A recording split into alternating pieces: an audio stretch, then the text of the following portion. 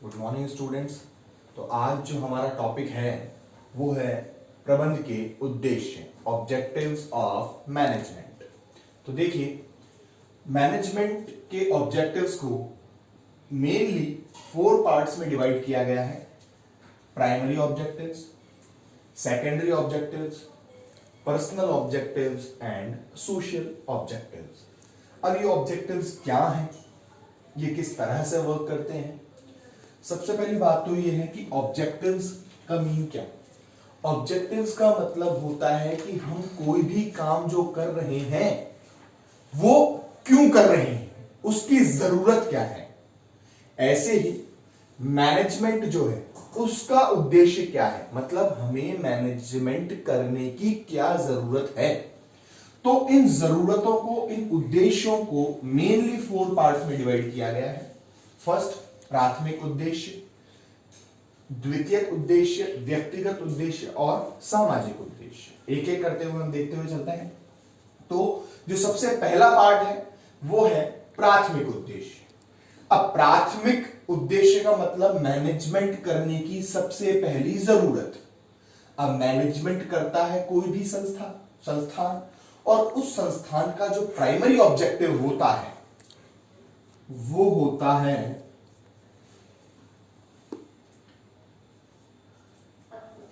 अधिकतम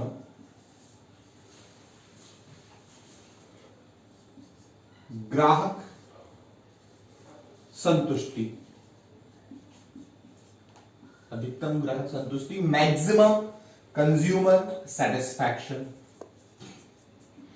maximum consumer satisfaction, अधिकतम ग्राहक संतुष्टि। अब अधिकतम ग्राहक संतुष्टि कैसे, एक सिंपल सी बात आप सोचिए। आज मान लीजिए मैं किसी भी प्रोडक्ट को बना रहा हूं, जैसे मैं एक एग्जांपल ले लेता हूं, यहां पर ज्यादा बेटर होगा।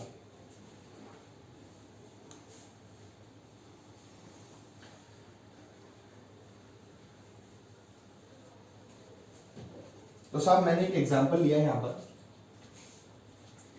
कि मेरी एक कंपनी है, एक कंपनी में रन कर रहा हूं जो एक प्रोडक्ट बनाती है। और प्रोडक्ट हम बहुत सिंपल सा ले लेते हैं,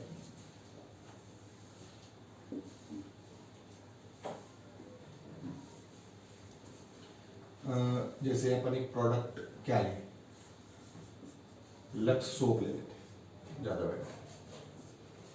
ये एक प्रोडक्ट है और ये कंपनी बना रही है।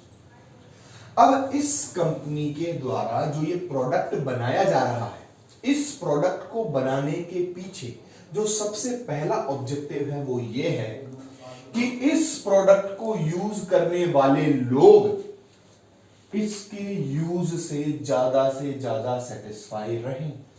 रीजन है उसका, क्योंकि जो व्यक्ति इस प्रोडक्ट को यूज करेंगे और वो उससे एक्सट्रीमली सेटिस्फाई होंगे, मैक्सिमम सेटिस्फाइड होंगे, तो वो इस प्रोडक्ट का यूज या इस प्रोडक्ट की पब्लिसिटी मार्केट में करेंगे। और इस प्रोडक्ट की मार्केट में से पब्लिसिटी पॉजिटिव होगी, मेरे ब्रांड की गुडविल बढ़ेगी, तो इजीली उस प्रोडक्ट को मार्केट में सेल करने में प्रॉब्लम नहीं आएगी। तो यहां पर जो सबसे पहला प्राइमरी ऑब्जेक्टिव हमने लिया है वो लिया है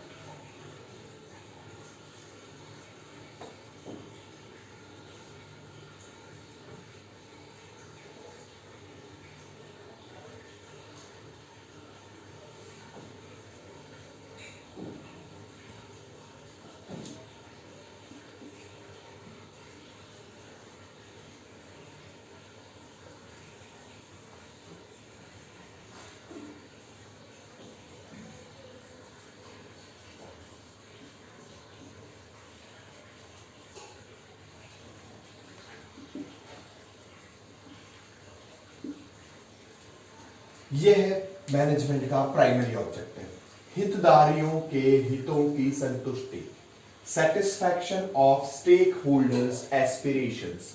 अब ये हितधारी कौन है, ये भी बहुत एक कॉम्प्लेक्स वर्ड है कि हितधारी कौन है। देखिए हितधारी कौन होते हैं। हितधारी का मतलब है कि व्यवसाय में प्रत्यक्ष और अप्रत्यक्ष रूप से हित रखने वाले लोग। अब प्रत्यक्ष और अप्रत्यक्ष रूप से हित किसका होता है, देखिए ये एक व्यवसाय है, बिजनेस। अब इस बिजनेस से कितने जने जुड़े हुए हैं वो आप देखिएगा, और वो सभी कौन हैं, ये हितधारी। व्यवसाय से वो सभी व्यक्ति जो प्रत्यक्ष और अप्रत्यक्ष रूप से जुड़े होते हैं, जिनका व्यवसाय में प्रत्यक्ष और अप्रत्यक्ष रूप से लाभ, प्रॉफिट जुड़ा होता है, उन्हें हितधारी कहते हैं। अब वो हितधारी है कौन, देखिए सरकार, यानी कि गवर्नमेंट, बैंकर्स या वित्तीय संस्थाएं।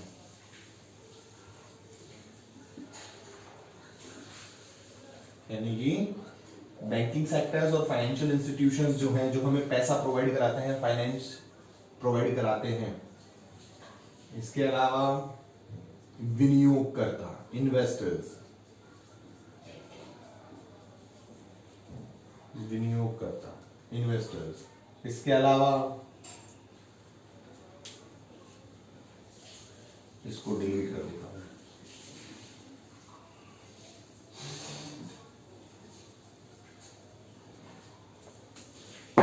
तो विनियोगकर्ता। इसके अलावा सब हमारे हैं आपूर्तिकर्ता, सप्लायर्स। इसके अलावा उपभोक्ता, इसके अलावा अंशधारी। अंशधारी तो विनियोगकर्ता में ही आ गई है, अंशधारी नहीं है। इसको एक काम करते हैं, बच्चे कुचे को समाज में डाल देते, बचा कुचा समाज। तो साहब ये सब लोग हैं हमारे हितधारी, गवर्नमेंट, बैंकर्स और financial institutions, investors, suppliers, consumers, society. इन सभी लोगों का व्यवसाय में प्रत्यक्ष और अप्रत्यक्ष रूप से हित कैसे है वो देखिए। गवर्नमेंट क्या चाहती है, गवर्नमेंट चाहती है कि तुम बहुत अच्छे से अच्छा कमाओ, भगवान करे तुम्हें बहुत अच्छी से अच्छी कमाई मिले, तुम रात दिन मेहनत करके कमाओ और उस कमाई का एक निश्चित भाग मुझे दे जाओ। किस रूप में, टैक्स के रूप। तुम जितना ज्यादा से ज्यादा कमाओगे, फायदा मुझे उतना ज्यादा से ज्यादा है। तो मैं तो यही चाहती हूं कि तुम रात दिन मेहनत करके पैसा कमाओ, क्योंकि जितना तुम कमाओगे उसका फिक्स परसेंटेज मुझे टैक्स के रूप में दोगे। तो सरकार का हित क्या हो गया, सरकार का बेनिफिट टैक्स।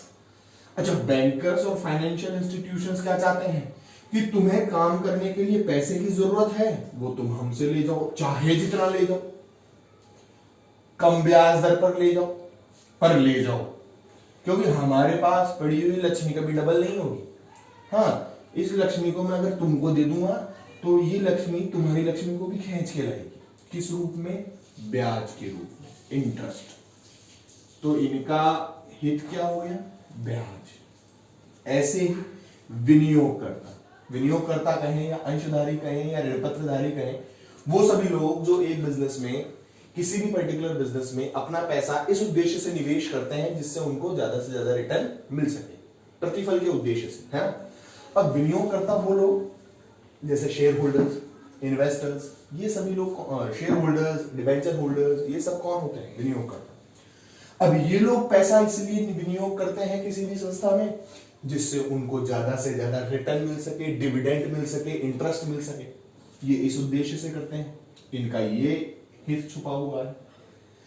आपूर्तिकर्ता, सप्लायर, यानी कि जो रॉ मटेरियल सप्लाई करता है, रिसोर्सेज को सप्लाई करता है। तो इस सप्लायर का उद्देश्य यह है कि मैं चाहे आपको उधार माल बेच दूंगा, लेकिन खरीदो आप मुझसे ही, ज्यादा से ज्यादा खरीदो, क्योंकि ज्यादा से ज्यादा मुझसे खरीदोगे तो मेरी भी तो सेल बढ़ेगी, जितनी मेरी सेल बढ़ेगी उतना मेरा प्रॉफिट होगा। तो आप पूर्तिकर्ता का ये उद्देश्य। उपभोक्ता जो सबसे इंपॉर्टेंट है इनके लिए भी और इनके लिए भी, जैसा कि एक वो कहावत है कि ग्राहक भगवान है? तो बिल्कुल ये ग्राहक इसके लिए भी भगवान है, इसके लिए भी, इसके लिए भी, इसके लिए भी, इसके लिए भी, सभी के लिए ग्राहक भगवान है। यानी हम व्यापारियों के भगवान है, बिकॉज वी आर कंज्यूमर्स। हम किसी भी उत्पाद को उपयोग कर रहे हैं। अच्छा, एक माइनर सा डिफरेंस होता है उपभोक्ता और ग्राहक में। दो शब्द आते हैं, उपभोक्ता और ग्राहक। क्या ये दोनों एक हैं? यानी कि उपभोक्ता और ग्राहक, ये तो है कंज्यूमर और ये है कस्टमर। ये वो व्यक्ति जो कष्ट से मर रहा है, तभी तो वो कस्टमर है।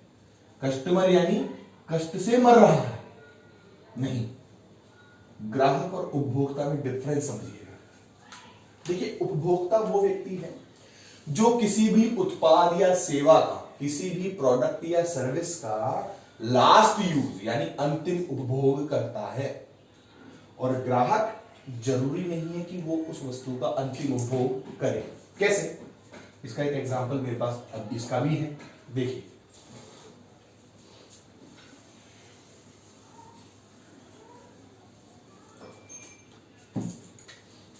एक चेन चलती है हमारे यहाँ, उत्पादक यानी प्रोड्यूसर, उससे हम डायरेक्ट ले लेते हैं थोक विक्रेता यानी कि होलसेलर।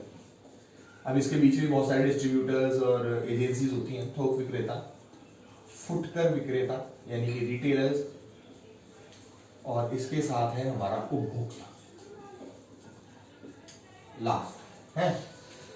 अब ये जो उत्पादक है ये कौन है? माल बनाने वाला, जो रिसोर्सेज को कलेक्ट करके उनको एक फिक्स शेप के अंदर ढालता है, प्रोडक्ट या सर्विस में कन्वर्ट करता है, वो है उपभोक्ता। अब उपभोक्ता इस प्रोडक्ट को यहां से सेल आउट करेगा, किसे? थोक विक्रेता को। क्या थोक विक्रेता उस प्रोडक्ट का खुद यूज करेगा? नहीं। वो क्या करेगा? उसको फर्दर सेलिंग करेगा, अपना प्रॉफिट मार्जिन जोड़ के वो फुटकर विक्रेता को बेचेगा, और फुटकर विक्रेता अपना प्रॉफिट मार्जिन जोड़ के उपभोक्ता को बेचेगा। उपभोक्ता किसी को नहीं बेचेगा, वो तो खुद यूज करेगा। अब ये जो थोक विक्रेता है, ये उत्पादक के लिए क्या है? ग्राहक। ये है ग्राहक। क्यों? क्योंकि ये उत्पाद खरीद तो रहा है पर उसका यूज नहीं कर रहा है अपने व्यक्तिगत पर्पज से। फुटकर विक्रेता, थोक विक्रेता का क्या है? ग्राहक। क्यों? क्योंकि ये भी उत्पाद तो खरीद रहा है पर उस उत्पाद का स्वयं के लिए उपयोग नहीं कर रहा है, उस उत्पाद का यूज कर रहा है फर्दर से। अब उपभोक्ता क्या है? ये इससे उत्पाद खरीद रहा है और उसका यूज भी कर रहा है, इसीलिए ये उपभोक्ता है। तो उपभोक्ता और ग्राहक में माइनर सा डिफरेंस ये हुआ कि ग्राहक जो होता है वो जरूरी नहीं है कि उस उत्पाद का स्वयं उपयोग करे, उपभोक्ता सदैव उस उत्पाद का स्वयं उपयोग करता है। तो यहां पर एक स्टेटमेंट बन जाता है क्या? कि प्रत्येक उपभोक्ता एक ग्राहक है। Every consumer is a customer. एक उपभोक्ता एक ग्राहक है, परंतु एक ग्राहक सदैव एक उपभोक्ता हो यह आवश्यक नहीं है। Every consumer is a customer but every customer will be a consumer, it is not necessary. प्रत्येक उपभोक्ता एक ग्राहक होगा, यह बात सही है क्योंकि वो भी कहीं से खरीद के लाया है, परंतु प्रत्येक ग्राहक एक उपभोक्ता होगा यह आवश्यक नहीं है। अब इस उपभोक्ता का व्यवसाय से क्या हित है? वो ये है, ये चाहता है कि मुझे अच्छे से अच्छा उत्पाद मिले और कम से कम दाम में। इसकी दो उम्मीद होती है व्यवसाय, क्या? कि मुझे तो सर्वश्रेष्ठ प्रोडक्ट चाहिए, बेस्ट, और प्राइस भी कम। तो उसकी उम्मीदों को भी पूरा करना जरूरी है क्योंकि ग्राहक भगवान है और भगवान जब तक प्रसन्न नहीं है तब तक आपको प्रॉफिट भी नहीं मिलेगा। भाई भगवान हमसे प्रसन्न होगा तभी तो हमको वर देगा, वरदान देगा। आपने जैसे पुराने नाटकों में देखा होगा कि साहब ऋषि मुनि बड़ी बड़ी तपस्याएं करते हैं, भगवानों को प्रसन्न करते हैं और वो उनको वरदान देते हैं, जा मांग ले, हैं? तो ऐसे ही ये व्यवसाय भी जब मेहनत करेगा है, ऐसे उत्पाद बनाएगा जिसका प्राइस कम हो, क्वालिटी अच्छी हो, ग्राहकों को वो चीज पसंद आएगी, भाएगी, उनके मन के लायक होगी, तभी तो वो उसका उत्पाद खरीदेंगे। और जितना ज्यादा उसका उत्पाद ग्राहक पसंद करेंगे उतना ही उसको प्रॉफिट हो। तो प्राथमिक उद्देश्य की कैटेगरी में आ गया साहब हितधारियों के हितों की रक्षा। प्राइमरी ऑब्जेक्टिव क्या है? हितधारियों के हितों की रक्षा, यानी कि maximum satisfaction of stakeholders aspirations.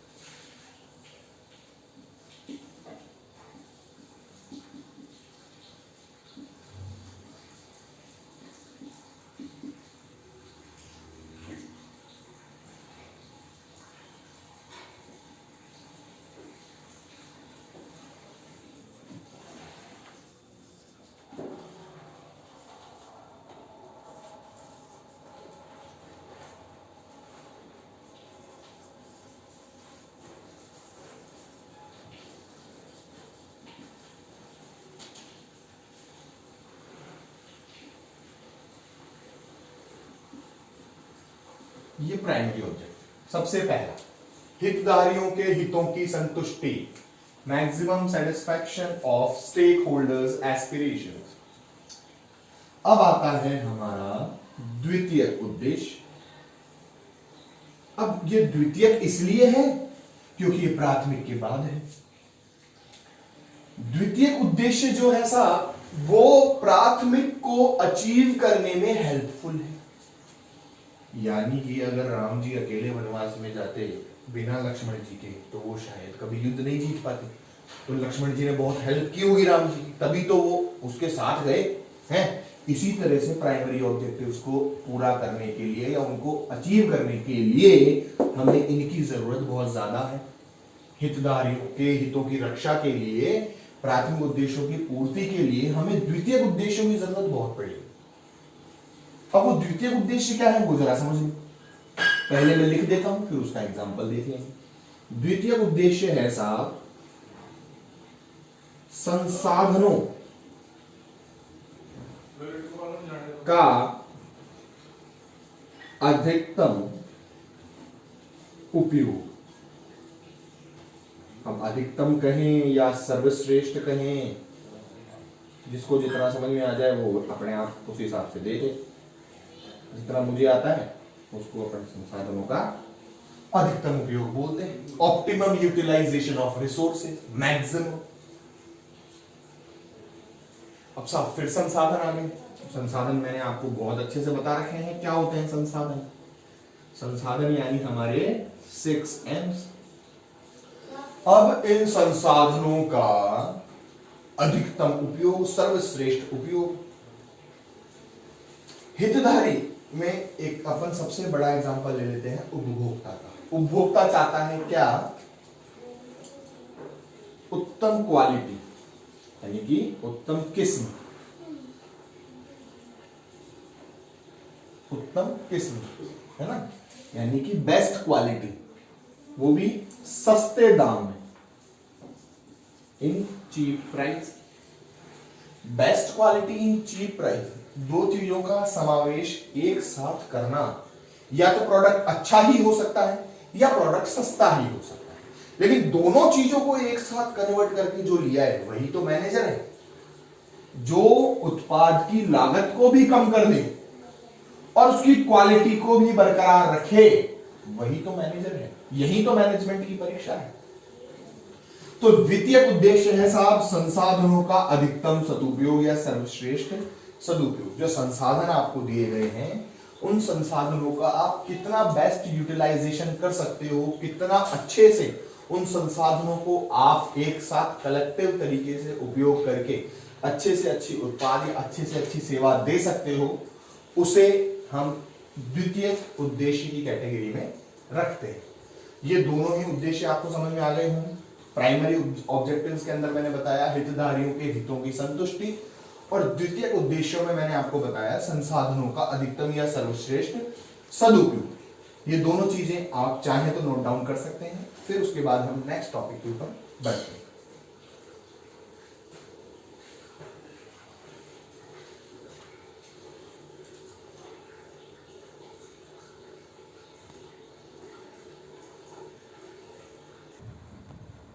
हाँ जी, तो ये दोनों आपने लिखे।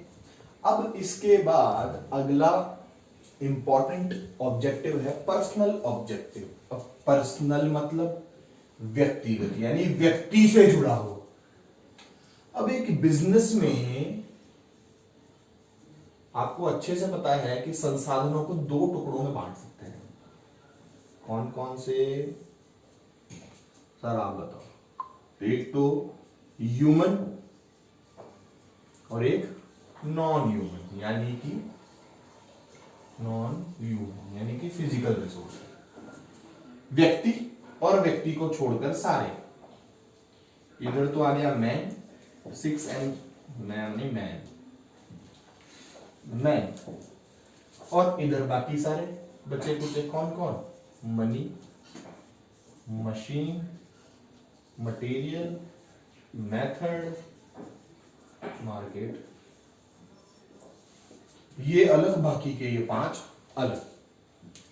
अब व्यक्तिगत जब हम बात करेंगे तो सिर्फ ह्यूमन रिसोर्स की बात होगी, बाकी इसकी तो बात होगी नहीं, क्योंकि ये रिसोर्सेज तो क्या है, ह्यूमन यूज करता है अपने अकॉर्डिंग। अब इंसान चाहे जिस रिसोर्सेज को जैसे यूज कर सकता है, लेकिन एक ऑर्गेनाइजेशन में हर रिसोर्स को यूज करने के लिए एक फिक्स प्रोसेस होता है, फिक्स तरीका होता है। अब यहां पर पर्सनल ऑब्जेक्टिव की जब मैं बात करूंगा तो इस बिजनेस में 3 तरीके के लोग काम करते हैं। अब वो 3 तरीके के लोग कौन कौन हैं? सबसे पहला तो उद्यमी यानी एंटरप्रेन्योर।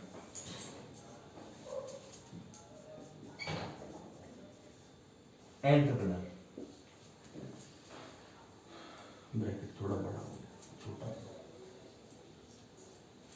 एंटरप्रेन्योर। दूसरा प्रबंधक यानी कि मैनेजर।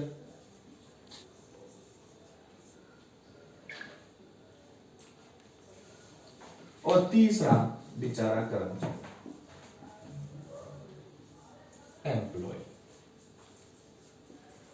ये 3 तरीके के लोग हैं, 3 तरीके के व्यक्ति हैं यहां पर, और ये तीनों मैंने लेवल के हिसाब से सेट किए हैं। ये टॉप लेवल वाले हैं, ये मिडिल लेवल वाले हैं, और ये बेचारे लोअर लेवल वाले।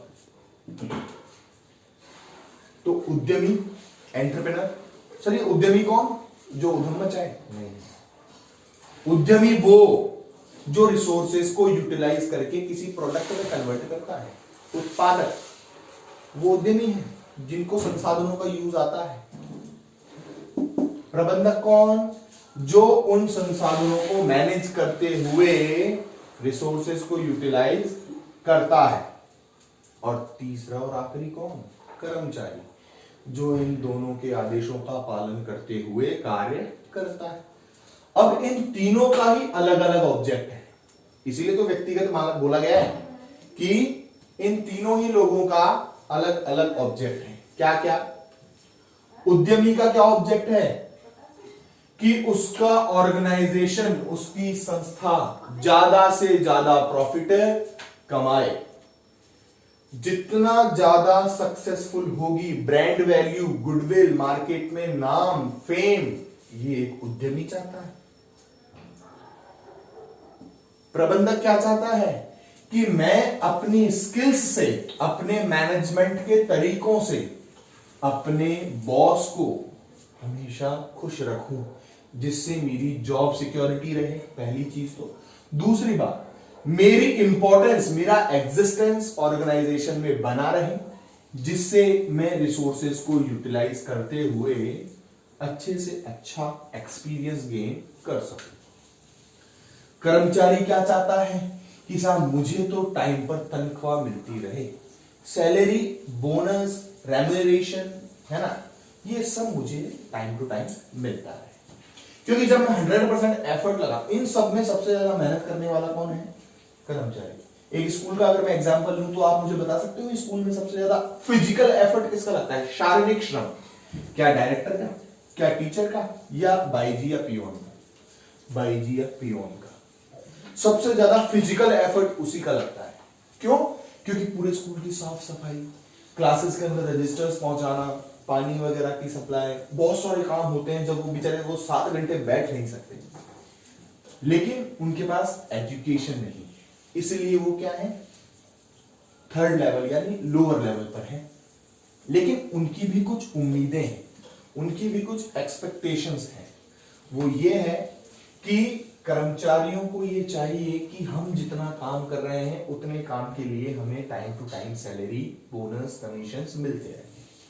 मैनेजर ये चाहता है कि जो रिसोर्सेज हमें अलॉट किए गए हैं हम उनका मैक्सिमम यूटिलाइजेशन करते हुए प्रोडक्ट्स प्रोड्यूस करें। और एंटरप्रेन्योर ये चाहता है कि मेरे ऑर्गेनाइजेशन को ज्यादा से ज्यादा प्रॉफिट गेन हो, ज्यादा से ज्यादा उसकी गुडविल, ब्रांड वैल्यू मार्केट में बनी रहे। ये है ऐसा पर्सनल ऑब्जेक्टिव। अब चौथा और आखिरी एक बार फटाफट से समझ लेते, बहुत छोटा सा है, सोसाइटी का सोशल ऑब्जेक्टिव। वो ये है, जैसा कि इसमें हमने देखा, इसमें देखा हितधारियों के हितों की संतुष्टि, ये थोड़ा इसी से लिंक है। यहां है समाज की आवश्यकताओं की संतुष्टि, समाज की आवश्यकताओं की संतुष्टि, सेटिस्फैक्शन ऑफ सोशल नीड्स। अब सेटिस्फैक्शन ऑफ सोशल नीड्स कैसे? देखो सिंपल सा एग्जांपल, क्या कि सोसाइटी जो है वो बहुत ही इंपॉर्टेंट रोल प्ले करती है किसी भी ऑर्गेनाइजेशन के रन करने में। हम कोई भी ऑर्गेनाइजेशन जो चला रहे हैं, कहां चला रहे हैं? सोसाइटी। जो रिसोर्सेज कलेक्ट करेंगे वो कहां से करेंगे? सोसाइटी से। रिसोर्सेज को कलेक्ट करना, उनको प्रोड्यूस करना, एक कलेक्टिव तरीके से उनको एक फिक्स प्रोसेस में डाल के प्रोडक्शन करना, प्रोडक्ट बना करके उस प्रोडक्ट को कहां दोगे? सोसाइटी। मतलब आप बिना सोसाइटी के तो आपका कोई एग्जिस्टेंस ही नहीं है। किसी भी जंगलों के अंदर जाकर के देखना है कि आपने कोई ऑर्गेनाइजेशन चल रहा है?